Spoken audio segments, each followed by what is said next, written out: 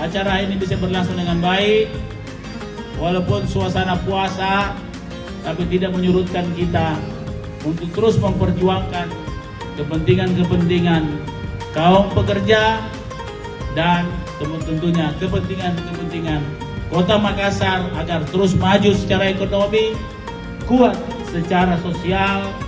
dan insya Allah terpandang secara kultural.